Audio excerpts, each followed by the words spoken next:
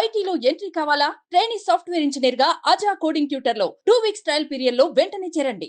త్వరలోనే ప్రజలతో ముఖాముఖిగా సమావేశాలు నిర్వహిస్తానని స్వయంగా ముఖ్యమంత్రి చంద్రబాబు అసెంబ్లీలో ప్రకటించారు. దీనికి సంబంధించి ఏర్పాట్లు కూడా జరుగుతున్నాయి.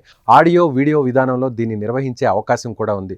1995-2004 మధ్య చంద్రబాబు ముఖ్యమంత్రిగా ఉన్న సమయంలోనే డయల్ యువర్ సీఎం కార్యక్రమాన్ని నిర్వహించారు. ఇప్పుడు Mann Ki Baat, dial your CM కలిపి ఓ కార్యక్రమాన్ని రూపొందించే పనిలో ఉన్నారు.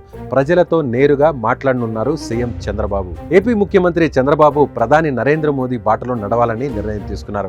మోదీ నిర్వహిస్తున్న మన్ కీ బాత్ తరహాలో ఏపీలో కూడా చంద్రబాబు ప్రజలతో నేరుగా మాట్లాడాలని నిర్ణయించారు. ఈ కార్యక్రమాన్ని సంక్రాంతి నుంచి ప్రారంభించే అవకాశం ఉందంటున్నారు. ప్రస్తుతం ఈ కార్యక్రమంపై చర్చలు జరుగుతున్నాయి.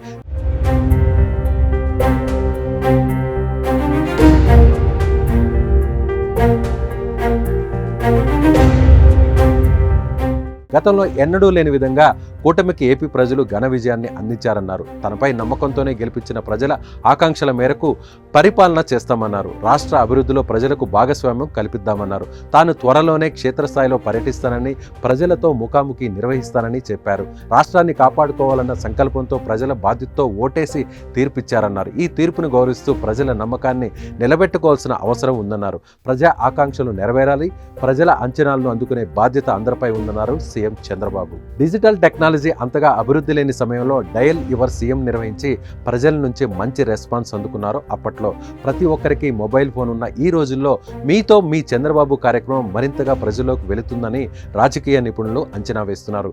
SMS ద్వారా కూడా ప్రజల సమస్యలను ఈ కార్యక్రమం ద్వారా సీఎం తెలుసుకునే అవకాశం ఉంటుందని భావిస్తున్నారు. సో పబ్లిక్ కొత్త సంవత్సరంలో కొత్త కార్యక్రమాలకు సిద్ధం కండి.